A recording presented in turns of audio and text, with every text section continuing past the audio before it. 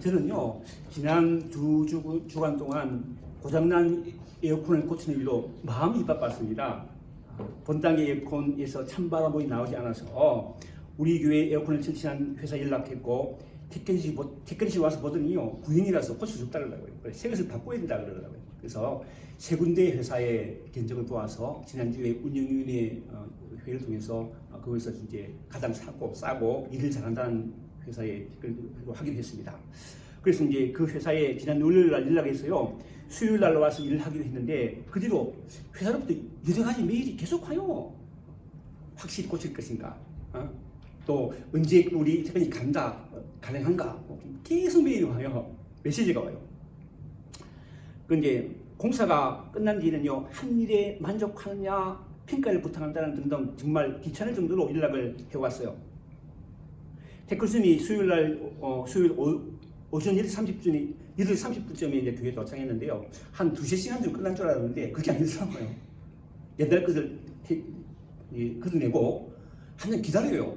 안에 가스 창고를 다 빼가지고 기다렸다가 이게 다시 설치하니까 끝나니까 2시 반이더라고. 오후 2시 반에 끝났습니다. 그래서 오늘 이제 시원하죠?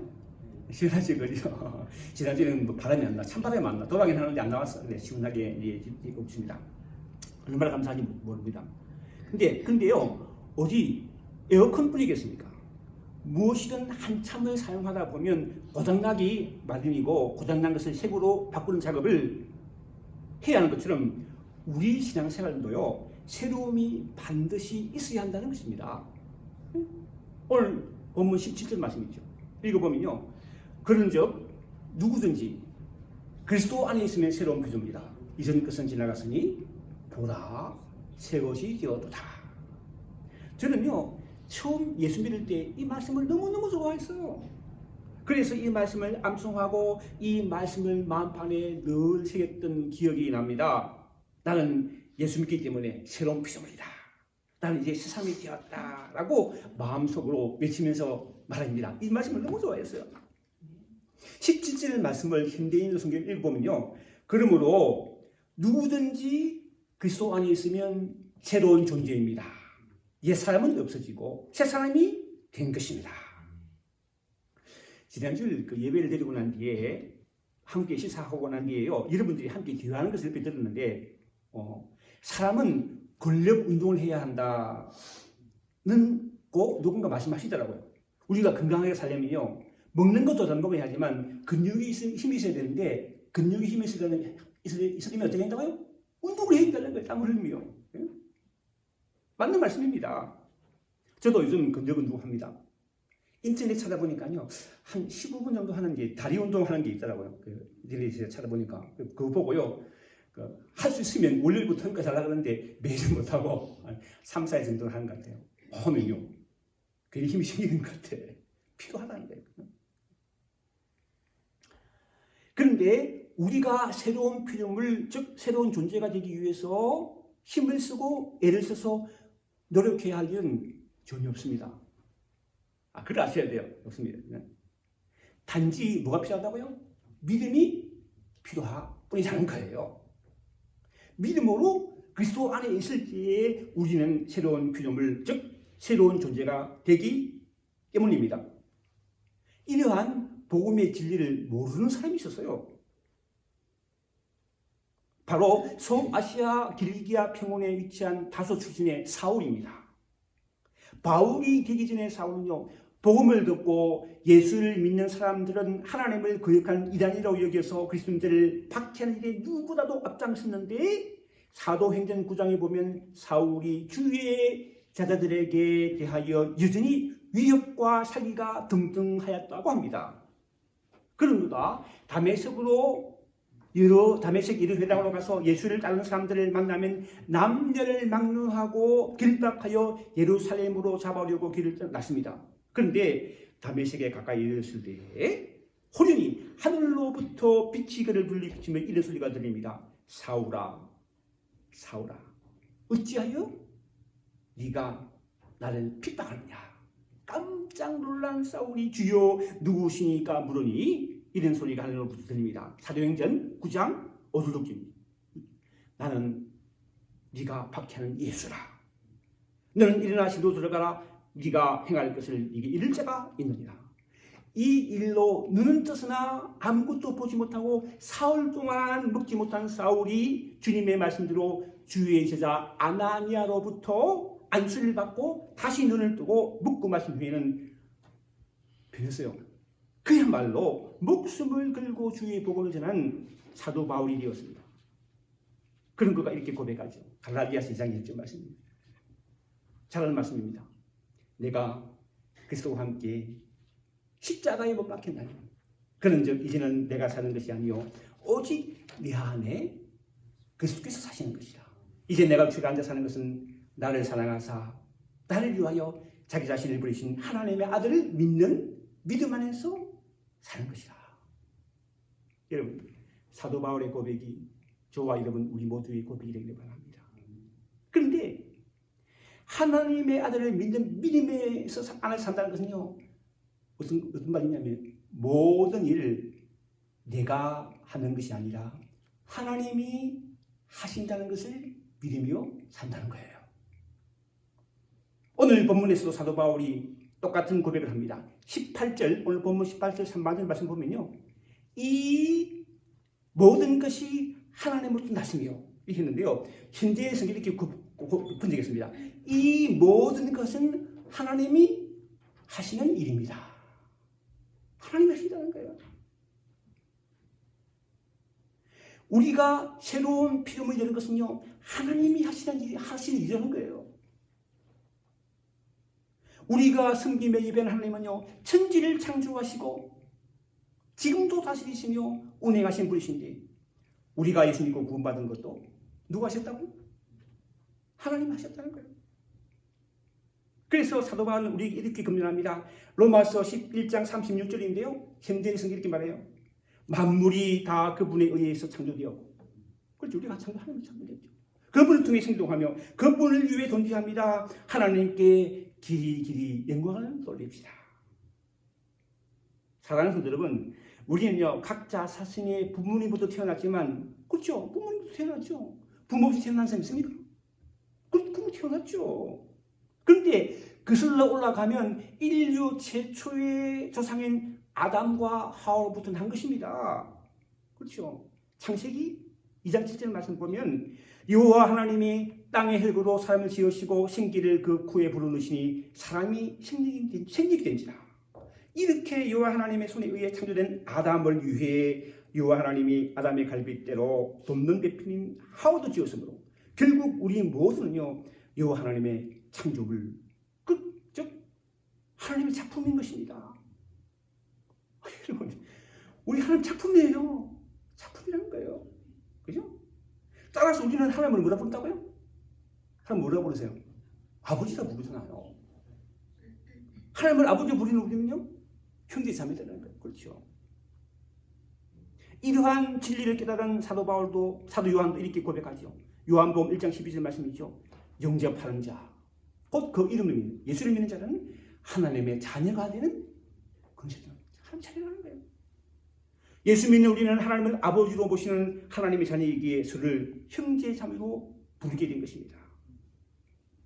그렇다면 여기서 자녀를 가지신 부모님, 여러분 자녀를 가지고 계시죠? 부모님에게 한번 물어보겠습니다. 여러분의 자녀들이 어떻게 지낼 때 좋으세요? 어떻게 지낼 때? 서로 사이좋게 지낼 때 좋죠. 부모로. 그죠? 형, 오빠, 동생 하면서 서로 맛있는 걸 나누어 먹고 사이좋게 잘 지내면요, 부모로서 그렇게 뿌듯하고 행복할 수가 없습니다. 천을 다 얻은 것 같아요. 그런데 만약 내 자녀들이 어떤 일로 마음이 상해서 서로 얼굴도 서로 보지 않으려고 돌아서 있으면 부모님의 마음은 아플 수밖에 없습니다. 이런 분 중에는 결혼하지 않은 분도 계시는데, 그런 분들은요, 이름을 사랑하는 부모님과 마음을 서로 나누며 살아가면 험난한 세상에 든든할 수 없다는 거예요. 그러시죠? 이와 같은 우리가 우리 영적 가족인 교회도 그대로 적용되는 것입니다. 오늘 본문 18절 한반절 말씀 읽어보겠습니다. 그가 그리스도로 말미암아 우리를 자기와 화목하게 하시고 또 우리에게 화목하게 한 직분을 주셨으니. 현대의 성경이 이렇게 말했어요. 하나님은 그리스도를 통해서 우리를 자기와 화해시키시고 우리에게 화해의 직책을 주셨습니다. 그 사람은요 각자 정말 무서워하고 싫어하는 것이 있어요. 여러분 뭘 무서워하고 싫어하세요? 2주 전에 저녁될 시간이에요. 제 아내가 부엌에서 설거지를 하다가 쥐급을 하면 소리를 치더라고요. 저는 방에 있었거든요. 와! 쥐가 지나갔어요. 쥐가 지나갔대요. 부엌 밑으로, 천장 밑으로. 그래서 밤인데, 이럴 시가 다 되는 밤인데, 월마트에 가서 쥐도 사왔습니다. 11시에 문 닫나? 하여튼, 그래서 사왔다. 다시 있는데 다시 깔았어요. 그리고 며칠 후에 쥐를 제거해준다는 회사에 연락했고, 사람이 와서 약을 뿌리고 갔습니다. 뭐 1년 계약이라고 하면서 한 달에 한 번씩 와서 해준다고 그러더라고요. 근데 제 아내가 느끼는 그런 두려움하고 제가 달라요. 좀 기분 안 좋죠. 근데 이제 아내는 못 사겠더라고요. 보고는 못 사겠더라고요. 이제 회사에서 약을 뿌리니까 이제 괜찮다 그러는 마음이 그런 것 같아요.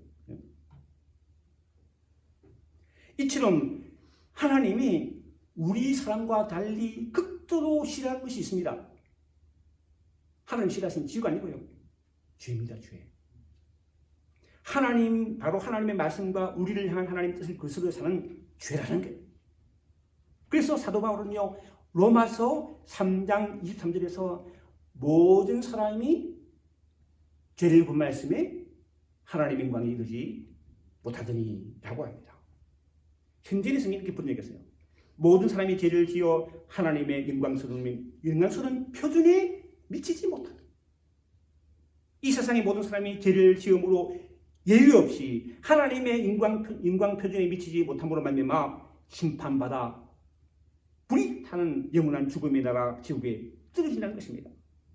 따라서 주님이 참으로 안타까운 마음으로 죄를 범한 우리가 지옥에 가는 것을 이렇게 경고하십니다. 마태복음 5장 29절로 30절 말씀을 보면요, 만일 내 오른눈이 너로 실직고 하게 하던 빼어버리라. 내 백체 중 하나가 없어지고 온몸이 지옥에 던지지 않는 것이 유익하며, 또한 만일 내 오른손이 너를 실족하게 하던 찍어내버리라. 내 백체 중 하나가 없어지고 온몸이 지옥에 던지지 않는 것이 유익하니라. 그런데 이렇게 죄로 말미암아 지옥에 갈 수밖에 없는 우리들의 죄의 문제를 해결하고 우리도 하나님과 화목하기 위해서 하나님께서요 아들이신 예수 그리스도를 이 땅에 보내주셨습니다. 이 복음이죠. 우리가 너무 잘 아는 요한복음 3장 7절 말씀 아시죠? 하나님이 세상을 이처럼 사랑하사 독생자를 주시니 이는 저를 믿는 자마다 멸망치 않고 구원을 받을 것이라. 영생을 얻게 합니다. 사도 바울은 이 복음의 말씀을 이렇게 전하고 있습니다. 로마서 5장 17절. 곧 우리가 원수 되었을 때 그 아들이 죽으심으로 말미암아 화목하게 되었은즉 화목하게 된 자로서는 더욱 그의 살아나심으로 말미암아 구원을 받을 것이라. 골로새서 2장 19절로 20절에서도 사도 바울이 이렇게 증가합니다. 아버지께서는 모든 충만으로 예수 안에 거하게 하시고 그의 십자가의 피로 화평을 이루사 만물 곧 땅에 있는 것들이나 하늘에 있는 것들이 그들로 말미암아 자기와 화목하게 되기를 기뻐하십니다. 우리 예수 믿을 때 하나님 기뻐하신다는 거예요. 여러분 이 자리에 예배드리는 믿음으로 예배드리시오. 하나님이 기뻐하세요. 우리 믿으십니다. 기뻐하신다는 거예요. 사랑하는 성도 여러분, 죄로 말미암아 영원히 죽을 수밖에 없는 우리를 위해 십자가 위에서 죽으신 하나님을 위해서 믿을 때 우리 모든 죄를 사함받고 하나님과 화목하게 되고 이러한 우리들을 하나님이 크게 기뻐하신 줄 믿습니다. 그런데 18절 하반절 말씀을 보면요, 하나님께서 우리에게 이렇게 예수 믿고 구원받아 하나님과 화목한 우리에게 화목해 하기는 직분을 주시다고 합니다. 그러니까 우리 주위의 다른 사람들도 우리처럼 자신들의 죄를 깨닫고 죄를 회개하고 예수를 믿음으로 하나님과 화해할 수 있도록 전하는 사명을 우리에게 주셨다는 거예요. 우리만 하나님과 화목하고 다른 사람은 나 몰라라 하면 안 된다는 겁니다. 이어지는 19절 말씀이 그것을 자세하게 설명하고 있습니다. 19절을 현대인의 성경으로 보겠습니다. 하나님은 그리스도 안에서 세상을 자기와 화해시키시고 사람들의 죄를 그들에게 돌리지 않으셨으며 화해의 말씀을 우리에게 맡기셨습니다. 하나님은요, 세상 모든 사람들이 예수 믿고 구원받기를 원하십니다. 우리만이 아니에요. 구약 성경 요나서를 보면요, 여호와의 말씀이 아미띠의 아들 요나에게 임합니다. 요나서 1장에 말씀 들어보세요. 너는 일어나 저 큰 성읍 니느웨에 가서 그것을 향하여 외치라. 그 악독이 네 앞에 상달되었습니다 하시니라. 이러한 여호와 하나님의 말씀에 분명히 들었음에도 불구하고 요나는요, 여호와의 얼굴을 피하려고 일어나 다시스로 도망하려 하여 욕바로 들어갑니다. 왜요? 원수였던 니느웨 사람들이 자신이 전하는 여호와의 말씀을 듣고 자신들의 죄를 회개하고 여호와께로 돌아와 구원받는 것이 싫었기 때문입니다. 원수니까 싫었기 때문입니다. 그러한 요나를 하나님이 그냥 두지 않으셨습니다. 여호와께서 큰 바람을 바다 위에 내리셔서 요나가 타고 있는 배가 흔들려 모두가 거의 죽게 되었고, 결국 요나가 바다에 던져지고 나서야 풍랑이 그쳤습니다. 그리고 바다에 던져진 요나는요, 하나님께서 예비하신 큰 물고기 뱃속에서 3일 동안 회개하며 하나님의 뜻대로 살겠다고 기도함으로 구원받습니다. 요나서 2장 17절 말씀이죠. 여호와께서 그 물고기에게 말씀하시며 요나를 육지에 토하니라. 그리고 요나는요, 니느웨에 가서 하나님 말씀을 선포합니다. 요나서 3장 3절 4절 말씀인데요, 들어보세요. 요나가 여호와의 말씀대로 일어나 니느웨로 가니라. 니느웨는 4월 동안 그럴 만큼 하나님 앞에 큰 성읍이더라. 요나가 그 성읍에 들어가서 하루 동안 다니며 외치되 40일이 지나면 니느웨가 무너지라 하였더니, 요나로부터 하나님의 심판을 말씀을 들은 니느웨 사람들이 금식하며 자신들의 죄를 회개하고 여호와께로 하나님 들어와 구원을 받게 됩니다. 자신들의 원수가 자신이 전한 하나님의 말씀을 듣고 죄를 회개하고 하나님께 구원받는 것을 매우 싫어하고 승리한 요나에게 여호와 하나님께 이렇게 말씀하십니다. 요나서 3장 10절로 11절 말씀인데요, 여호와께서 이르시되 네가 수구도 아니하였고 제비도 아니하였고 하룻밤에 왔다가 하룻밤에 말라버린 이 박능꾼을 아꼈거늘 하물며 이 큰 성읍 니느웨는 좌우를 분별하지 못하는 자가 12만여 명이요 가축도 많이 있나니 내가 어찌 아끼지 아니하겠느냐 하시니라. 그렇습니다. 하나님은요, 이 세상 모든 사람을 사랑하시고 예외 없이 다 예수 믿고 구원받기를 원하십니다. 그러므로 하나님의 대로 먼저 예수 믿고 구원받은 우리들이 이 구원의 비밀을 아직 알지 못하는 사람들에게 전하기를 원하신다는 거예요. 사도 바울은 예수 믿는 우리가 그리스도를 대신하여 사신, 즉 정권 대사가 되었다고 합니다. 오늘 본문 20절 말씀이죠. 20절 말씀은요, 20절 말씀 보면요, 그러므로 우리가 그리스도를 대신하여 사신이 되어, 현재인 성경 이렇게 번역했습니다. 그러므로 우리는 그리스도의 정권 대사입니다. 하나님은 우리를 통해 여러분에게 말씀하고 계신 것입니다. 우리가 그리스도를 대신하여 여러분에게 간청합니다. 여러분 하나님과 화해하십시오. 정권 대사를요, 구호사를 찾아보니까요, 국가를 대표하는 외교사들 중에 제1급에 속하는 공무원으로 나와 있더라고요. 그러니까 기독교로 말하면 예수 믿는 우리가 하나님 나라를 대표하는 1급 외교사들이라는 거예요. 1급 외교사들이라고. 구체적인 예를 들자면 오직 복음을 전하기 위해 다른 나라에 파송된 선교사람들이 정권대사죠. 그렇죠? 하나님을 대표해 갔다는 거예요. 그들은 모든 것을 희생하고 하나님을 대표하여 낯선 땅에 가서 살면서 그 나라의 영혼을 구하기 위해 기도하며 복음을 전하기 위해 최선을 다하는 것입니다. 그런데 해외에 파송된 선교사들을 구원하는 우리도 일종의 선교사입니다. 그렇잖아요. 해외 파송 선교사들 위해 매일 기도하고 있고, 기도하시죠? 또한 약속한 금액의 성교비도 보내고 있습니다. 뿐만 아니라 우리 주위에 예수 믿지 않는 사람들에게도 복음을 전하는 하나님을 대표하는 대사라는 것을 기억하십시다. 네? 꼭 선교사님이 아니에요. 우리도 대사예요. 정권 대사라, 하나님을 대표하는 대사라는 거예요. 그러므로 사도 바울이 20절에 말하는 우리에 속하는 것인데, 바로 우리를 통하여 예수를 알지 못하는 사람들에게 예수 그리스도를 전함으로 말미암아 하나님과 화목케 하는, 모두가 하나님과 화목한 역사가 있게 되기를 바랍니다. 사도 바울은 이어지는 21절에서 이렇게 증거합니다. 21절, 하나님이 죄를 알지도 못하는 이를 우리를 대신하여 죄로 삼으신 것은 우리로 하여금 그 안에서 사는 과 하나님의 의가 되게 하려 하심이라. 현대인에서 이렇게 번역했어요.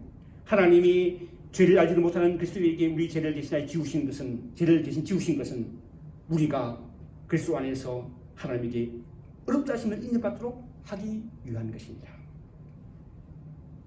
어린아이들 보면요. 예쁘다고 안아주면요. 아이들 행복하고 기뻐합니다. 그렇잖아요.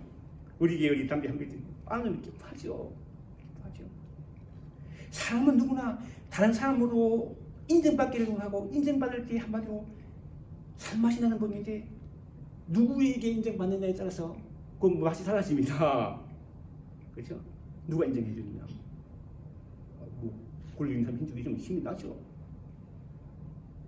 근데 여러분 천지를 창조하시고 분명합니다. 하나님 천지를 만드셔서 창조하시고 지금도 친히 다시 하나님께서 보내신 예수님을 믿을 때 하나님은 우리 죄를요 몽땅 깨끗하게 씻어주시고 어렵다고 인정해주시고 하나님의 자녀로 삼아주신 것입니다. 하나님이 저와 여러분을 인정해주세요. 우리 교회 작다고요? 상관없습니다. 하나님이 인정해주신다는 거예요. 인정해주신 하나님 인정받는 거예요. 사랑하는 성도 여러분, 하나님을 아버지로 부르십니까? 그렇다면 여러분은 예수 믿는 사람으로 새로운 피조물인 것을 믿으시기 바랍니다. 이전 것은 지나갔으니 보라 새 것이 되었도다. 는 사도 바울의 고백이 우리 모두의 고백이 되어서 남은 인생 이 복음의 비밀을 알지 못하는 사람들에게 우리의 말과 삶으로 전하는 복된 삶을 살아가는 저와 여러분 되시기를 주님으로 축원합니다. 기도하겠습니다. 하나님 아버지, 부족한 약하지만 예수 안에서 새로운 피조물을 믿고 새 사람을 믿고 하나님 앞에 새로운 삶을 살아갈 뿐만 아니라 이 복음의 비밀을 알지 못하는 사람들에게 저하며 살아가는 일을 대해서 축복해 주옵소서. 예수님의 이름으로 기도함나이다. 아멘.